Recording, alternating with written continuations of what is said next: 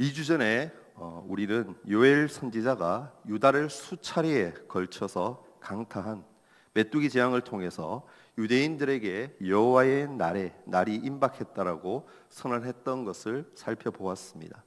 원래 가나안 땅은 팔레스타인에서 유일하게 오아시스와 같은 그런 좋은 땅입니다. 주위의 다른 곳은 모두가 불모지에 불과한 그런 땅이었지만 이곳만큼은 젖과 꿀이 흐르는 그런 곳이었던 겁니다.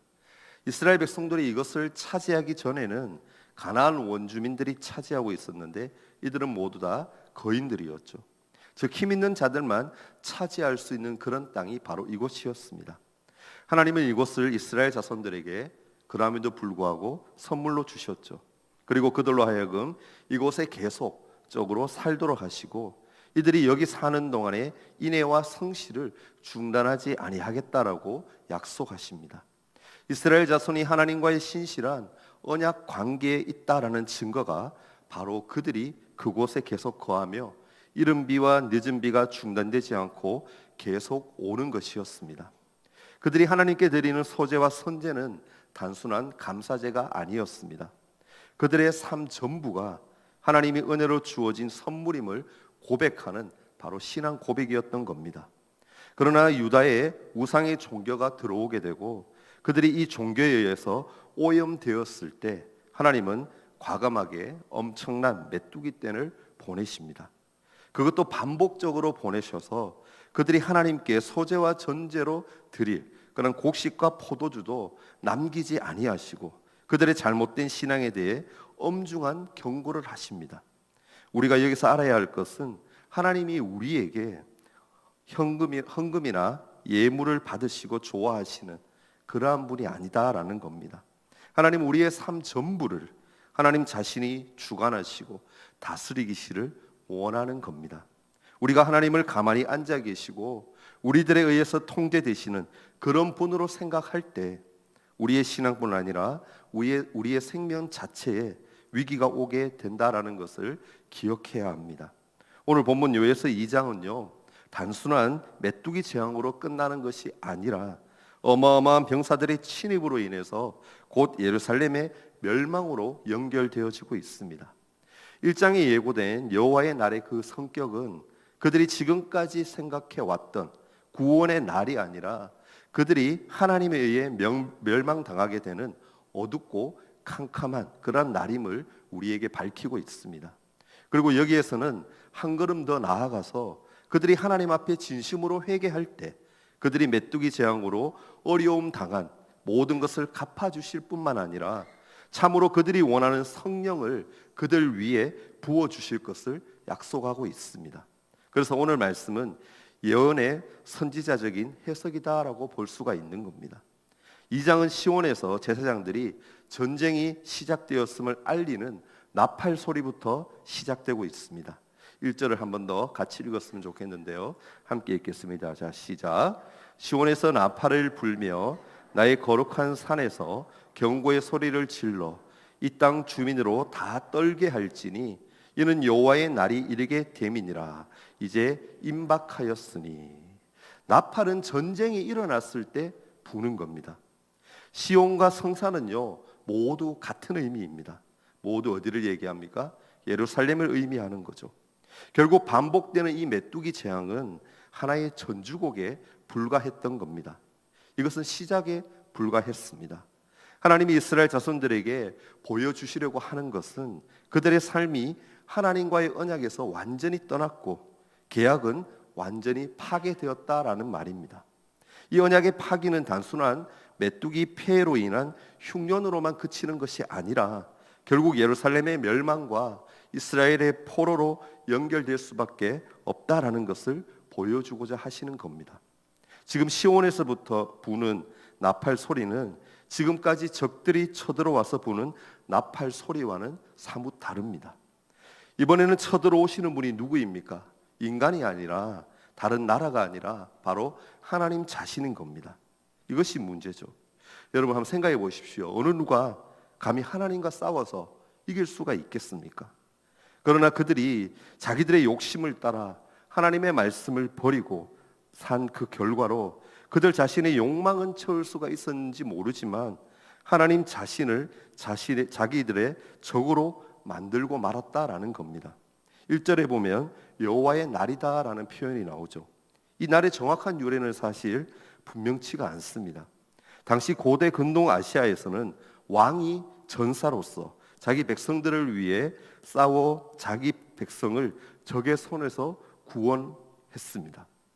이 개념이 어떻게 보면 여호와께도 그대로 적용이 되어서 하나님이 그의 백성들의 전사이며 용사로 나타나고 있습니다.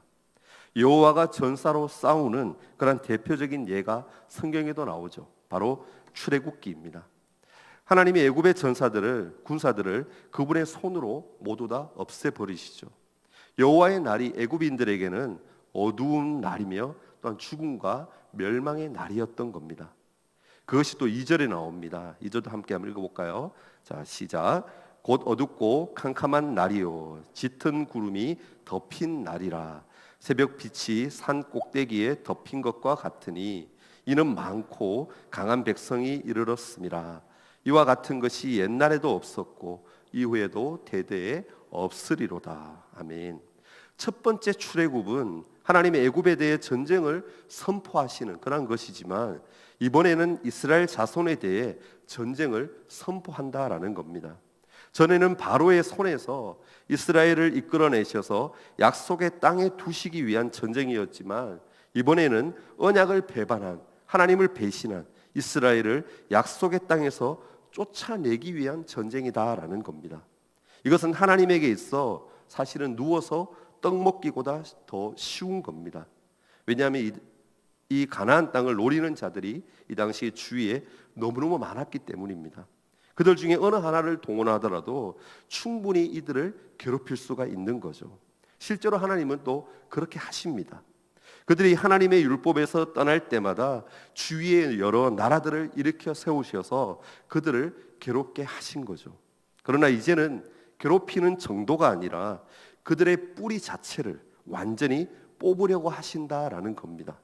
하나님은 마음에 이것을 확정하셨기 때문에 이 요엘서에서 여러 죄에 대한 지적이 없고 다만 뭡니까? 전쟁 선포에 대한 최후 통첩만 있다라는 겁니다. 바로 3절이 그 결과인데요. 함께 읽었으면 좋겠습니다. 자, 시작.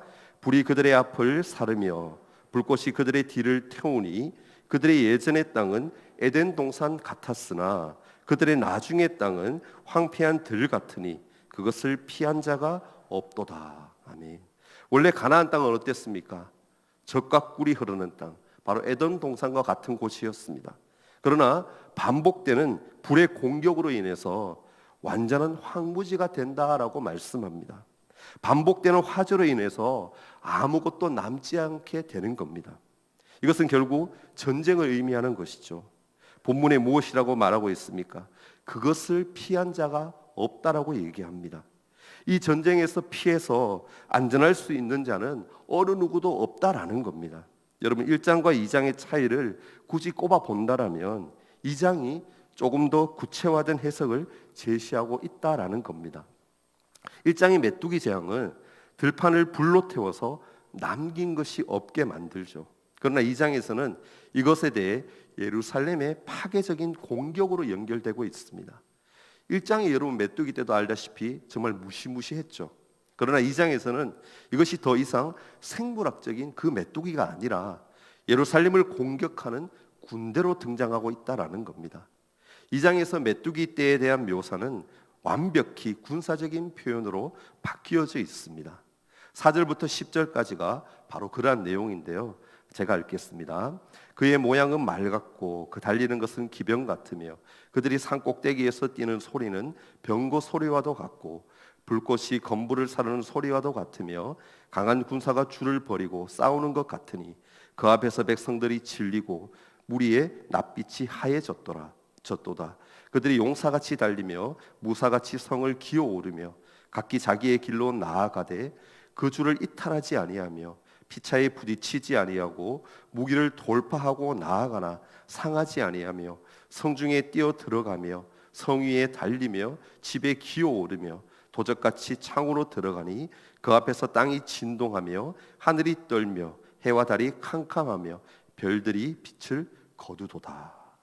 이것을 보면 이제는 더 이상 메뚜기에 대한 예언이라고 보는 것은 무리로 보여지는 겁니다. 이것은 뭡니까 여러분? 군대입니다. 군대도 보통 군대가 아니라 엄청나게 무리도 많고 최신 무기로 무장했고 잘 훈련된 그런 군대입니다. 물론 표면적으로 여전히 메뚜기 떼를 이야기하고 있는 것 같아 보이지만 이들은 오합지졸이 아니라 이제는 정규 군인 겁니다. 이들은 모두 피차에 부딪히지 아니하고 각기 자기의 길을 간다라고 말하고 있습니다.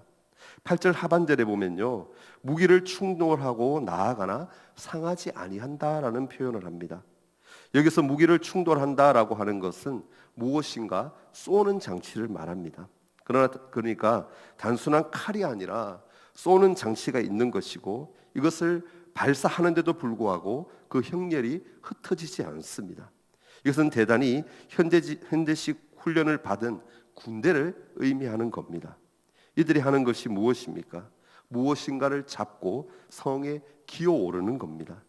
에스겔서에서는요, 바벨론의 신식 공법에 대해 자세하게 설명을 하고 있습니다. 그들에게는 성을 부술 수 있는 공성태라는 그런 무기가 있었습니다. 여러분 영화를 통해서도 많이 봤을 텐데요, 이것은 큰 돌을 발사하는 그런 장치를 말합니다. 공격하는 성보다 더 높은 토성을 쌓고 거기서 활을 쏘면서 큰 돌을 발사하는 것이 그 당시 공격법이었습니다. 그러니까 이 병사들을 지휘하는 분이 누구다라는 겁니까? 바로 하나님 자신인 것이죠. 오늘 함께 읽은 11절 말씀을 보면요, 또 이렇게 표현합니다. 여호와께서 그의 군대 앞에서 소리를 지르시고 그의 진영은 심히 크고 그의 명령을 행하는 자는 강하니 여호와의 날이 크고 심히 두렵도다. 당할 자가 누구랴. 이것이 여러분 사실 결론입니다. 이 전쟁은요, 여호와께서 전에 자기 백성이었으나 이제는 배신한 이스라엘 자손들을 대항하여서 싸우는 전쟁입니다. 사실 여호와와 대항하여 싸운다라는 것, 이것은 의미가 없죠. 왜냐하면 그를 이길 수 있는, 하나님을 이길 수 있는 용사나 군대는 어디에도 없기 때문입니다.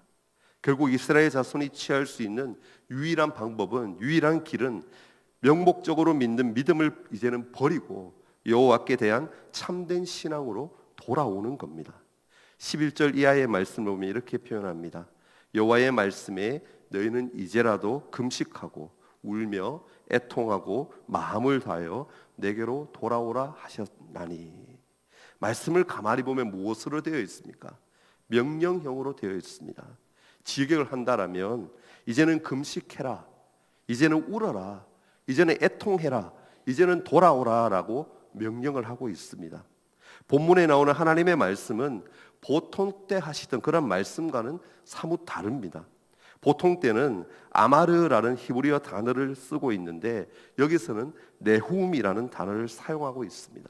이것은 하염없는 탄식이 섞인 말이다라는 의미입니다.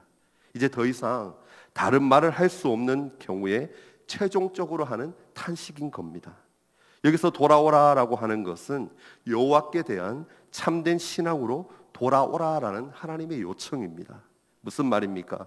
나름 그들은 이스라엘 성전을 중심으로 열심히 신앙생활을 하고 있는데도 왜 애통하고 금식하면서 돌아오라고 하실까요?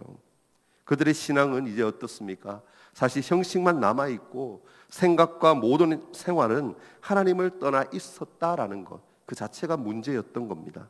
13절을 보면 이렇게 얘기하죠. 함께 읽겠습니다. 시작. 너희는 옷을 찢지 말고 마음을 찢고 너희 하나님 여호와께로 돌아올지어다. 그는 은혜로우시며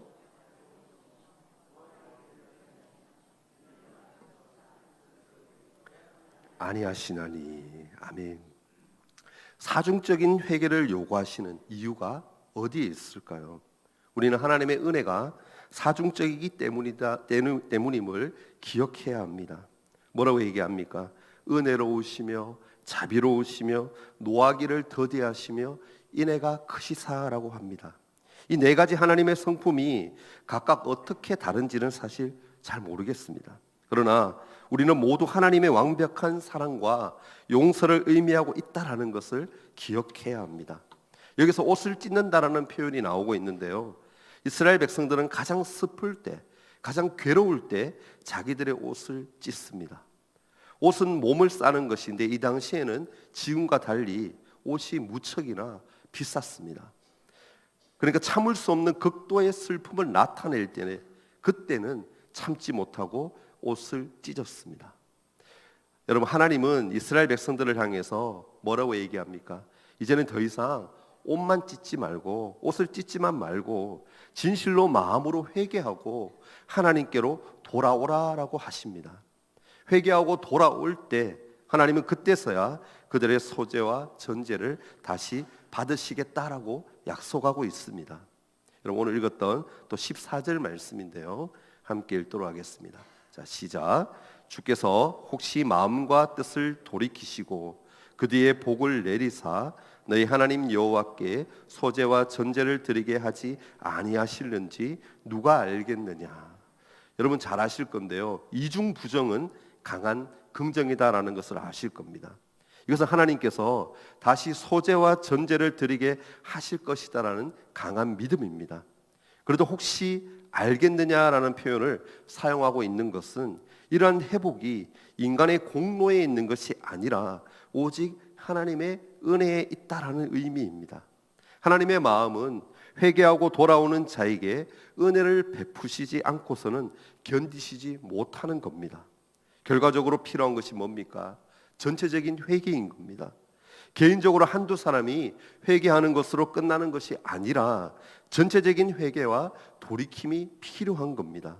여러분 15절과 16절 말씀인데요, 또 함께 읽겠습니다. 자, 시작. 너희는 시온에서 나팔을 불어 거룩한 금식일을 정하고 성회를 소집하라. 백성을 모아 그 모임을 거룩하게 하고 장로들을 모으며 어린이와 젖 먹는 자를 모으며 신랑을 그 방에서 나오게 하며 신부도 그 신방에서 나오게 하고. 여기서 나팔은, 여기서 나오는 나팔은 1절의 나팔과 비교가 됩니다. 1절이 전쟁의 나팔이다라면 이번에는 회개와 금식을 위한 그러한 나팔인 겁니다. 이 회개는 전 백성들이 함께 해야 하는 회개입니다. 여기에는 아무도 예외가 될 수가 없는 거죠. 노인부터 어린이와 젖 먹는 자까지 다 모여서 회개해야 하는 겁니다. 보통은 여러분, 전쟁이 일어나면 신랑과 신부는 전쟁에서 예외됩니다. 제외됩니다. 근데 이제는 뭡니까? 더 이상 예외가 될 수가 없는 거죠. 아무도 예외 없이 전부 다 모여서 하나님께 회개하고 돌아오는 길만이 이 무서운 전쟁을 피할 수 있는 길이 되는 겁니다. 그리고 이어서 하나님은 제사장들에게 이 백성들을 위한 기도를 하게 하십니다. 17절 마지막 말씀인데요, 함께 큰 소리를 읽겠습니다. 시작. 여호와께 섬기는 제사장들은 낭실과 제단 사이에서 울며 이르기를 여호와여 주의 백성을 불쌍히 여기소서. 주의 기업을 욕되게 하여 나라들로 그들을 관할하지 못하게 하옵소서. 어찌하여 이방인으로 그들의 하나님이 어디 있느냐 말하겠나이까 할지어다. 아멘. 여기서 낭실과 제단 사이다라는 것은 이스라엘 회중들이 모이는 장소와 제단 그 사이를 말합니다. 이곳은 제사장들이 백성들을 대표해서 하나님께 기도하는 곳입니다.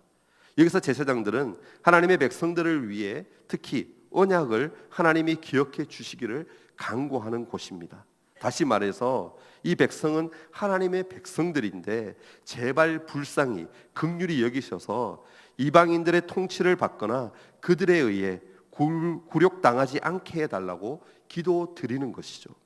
이러한 백성의 전체적인 회개만이 메뚜기 떼로 상징되는 여호와의 전쟁을 막을 수 있는 길인 겁니다.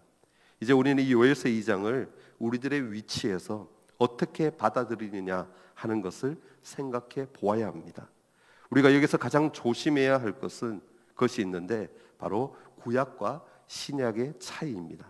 알다시피 구약에서는 교회와 국가가 분리되어 있지 않습니다. 교회가 바로 뭡니까? 국가인 것이죠. 국가가 부패하는 것은 바로 교회가 부패하는 것이고, 교회가 부패하는 것이 국가가 부패하는 것으로 보았습니다. 그러나 신약은 어떻습니까? 신약은 어디에서도 교회와 국가를 동일시하지 않습니다. 교회가 부패한다라고 해서 바로 재앙이 닥치거나 국가가 부패한다고 해서 바로 전쟁이 터진다고 생각할 수 없는 것이죠. 그래서 요엘서의 국가적이고 사회적인 부패로 인해 하나님이 여호와의 전쟁을 일으키시겠다라고 선언하고 한다고 해서 오늘날 교회의 부패와 전쟁을 바로 연결시킬 수 있느냐라는 그러한 문제가 생깁니다. 특히 요엘서에 나타나는 여호와의 전쟁의 그 특징은 하나님이 자기 백성들을 원수의 손에서 구원하시는 전쟁이 아니라 오히려 배교한 자기 백성들을 약속의 땅에서 쫓아내기 위한 그 선포하시는 전쟁인 겁니다. 또 우리가 하나 생각할 것은 구약 시대의 여호와의 전쟁이 신약에서는 어떻게 되었느냐 하는 겁니다. 지금도 하나님은 믿는 자들을 구원하시기 위해 전쟁을 일으키시느냐, 그리고 믿다가 배교한 자들에게 전쟁을 선포하셔서 지금까지 주신 은혜를 우리 모두 다 빼앗느냐라는 의문이 생기죠. 여러분, 사실 여호와의 전쟁이 가장 치열하게 일어나는 곳이 어디입니까? 바로 예수님의 십자가 위였습니다. 십자가는 예수님을 대적하는 인간들의 모든 불순종에 대한 하나님의 심판이시며 또한 분노였습니다. 여기서 생기는 의문은 어떻게 그리스도가 십자가에 달려 죽으신 것이 승리가 될 수 있느냐라는 겁니다. 그러나 그리스도의 죽음은 아들이 아버지께 대한 완전한 순종이었습니다. 사탄의 의도가 아들로 하여금 아버지께 순종하지 못하게 하는 것이었죠. 그러나 이 아들의 완전한 순종으로 말미암아 하나님의 진노가 모두 만족되어 버렸고, 하나님은 그 피로 믿는 자들을 사셨기 때문에 마귀는 결정적으로 패배한 겁니다. 따라서 구약의 성전이 신약에서는 그리스도의 십자가 칭의로 연결됩니다. 칭의의 놀라운 선언이 바로 전쟁이고, 신약에서는 구약처럼 피 흘리는 싸움이 아니라 복음의 선포가 전쟁인 것입니다. 지금도 하나님은 믿는 자들과 함께 하시면서 이 복음의 선포를 능하게 하십니다. 우리가 기억할 것은 하나님은 사람은 매이는 한이 있어도 복음은 매이지 않는다라는 겁니다. 그러나 오늘날 믿고 난 후에 배교가 얼마나 심각하게 일어나고 있습니까? 이스라엘 자손들이 애굽에서 구원받은 후에 하나님의 율법을 버리고 배교했던 것처럼 오늘날도 믿고 난 후에 믿는 것이 무엇인가를 잊어버리고 다시 죄의 종로로 타는 현상들이 많은 것을 볼 수가 있습니다. 사실은 이것 때문에 바울의 수많은 서신서들과 다른 사도들의 서신서들이 있어야만 했습니다. 복음을 들었지만 능히 그 복음에 굳게 서지 못하고 다른 것을 쫓아가는 현상이 어디에나 있었고, 또 특히 로마의 핍박 동안에는 더욱 심했습니다. 다시 말해서 교리적인 혼란 때문에 복음에서 떠나는 경우가 많이 있었고, 핍박이나 자기의 욕심 때문에 복음을 버리는 경우도 있었다라는 겁니다. 이것을 두고 갈라디아서와 히브리서 같은 경우에는 이렇게 말하죠. 한 번 성령의 체험을 하고 난 후에도 자기 욕심에 끌려서 주님을 버리고 타락할 수 있다라는 것이죠. 그럼에도 불구하고 우리가 감사할 것은 하나님이 믿음을 보시고 의롭다고 선언하신 자의 구원은 끝까지 책임져 주신다라는 것입니다. 선택이나 예정이라는 것은 하나님이 구원하실 자기 백성들을 알고 부르셨다라는 겁니다. 이것에 대해 예수님도 말씀하시고 사도 바울도 말합니다. 겉으로 변하는 것으로만 그쳐서는 안 되고, 성경이 말씀하시는 것처럼 옷을 찢지 말고 마음을 찢어야 한다라는 것입니다. 사실 우리 주위에 보면 복음이 전혀 그 사람 안에 변화를 가져오지 못하는 경우를 많이 봅니다. 예수에 대해 분명히 알고 들었음에도 예수님에 대한 어떤 사실을 인정하지 않는 겁니다. 그러니 그 진리가 전혀 나의 인격을 변화시키지 못하는 겁니다. 하나님은 나의 꿈을 실현시켜 주시는 그러한 분입니다. 그것이 중요합니다. 하나님은 나의 삶 전체, 나의 운명 전체에 대한 결정을 내리시기를 원하십니다. 하나님은 때로 나에게 가만히 있게 하시기도 합니다. 또 어떤 때에는 내가 전혀 원치 않는 일을 시키시기도 합니다. 그러나 중요한 것은 이것에 있어서 순종이 반드시 뒤따라야 한다라는 겁니다. 하나님에 대하여 아는 것과 하나님을 아는 것은 분명히 다릅니다. 하나님을 아는 것은 하나님을 사랑하는 것을 의미합니다. 그분이 나에게 자신이 함께 하신다는 것을 보이실 때 감당할 수 없는 감동과 눈물이 있는 겁니다. 그러나 안타깝게도 이스라엘 백성들에게는 이러한 감동이 없어졌습니다. 그들에게는 하나님이 그의 성전에 가만히 계시는 분, 그저 소재나 전제로 만족하시는 분, 그 정도로 생각했다라는 겁니다. 오늘 우리들의 신앙에서 진짜 문제는 사실 이겁니다. 하나님을 교회에 가만히 계시는 분, 그러한 분으로 생각하는 겁니다.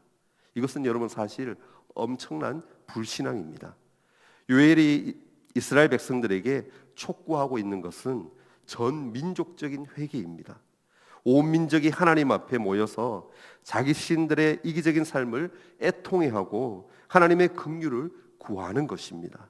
사실 우리 모두 그리스도인들의 신앙이 얼마나 말라 있고 또는 죽어 있습니까?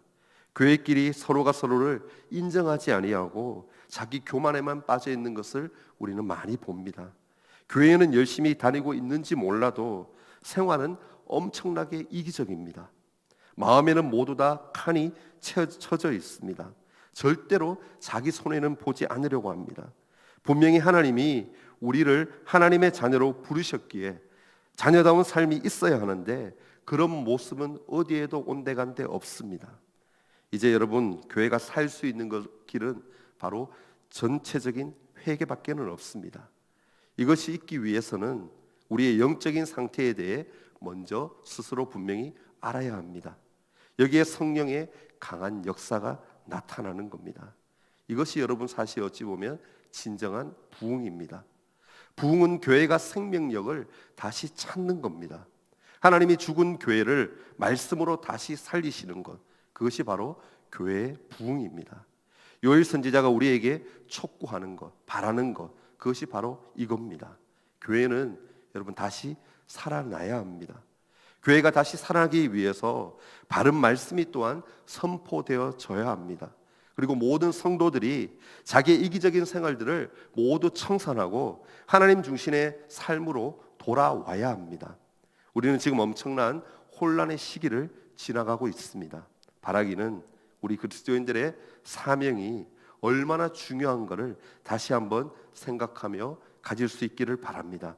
현 시점에서 우리의 신앙을 다시 한 번 더 점검해보고 지나치게 이기적인 부분이 있다라면 다시 정신을 차리고 이 위기에 큰 교훈을 얻을 수 있기를 바랍니다. 모든 것은 전능하신 그 하나님의 손에 달려 있습니다. 우리 모두 매 순간마다 주어진 상황에서 최선을 다하며 마땅히 해야 할 바를 행하며 믿음 안에서 살아갈 수 있기를 바랍니다. 요엘서 2장 1절에서 17절까지의 말씀은 하나님의 심판이 임박했음을 경고하면서도 동시에 회복의 가능성을 제시하고 계십니다. 하나님의 심판은 죄에 대한 공의의 표현이지만 회개하는 자에게는 너그럽게 자비와 은혜가 임하는 것입니다. 우리 모두 요엘의 메시지를 통해서 하나님은 여전히 은혜로우시고 우리가 진정으로 마음을 다하여 회개함으로 나아갈 때 우리를 용서하여 주시고 회복하신다는 사실을 깨닫기를 바랍니다. 그리고 깨달은 것에 그치지 아니하고 행함으로 나아가는 우리 모두가 되기를 예수 그리스도의 이름으로 간절히 바라고 축원합니다. 아멘.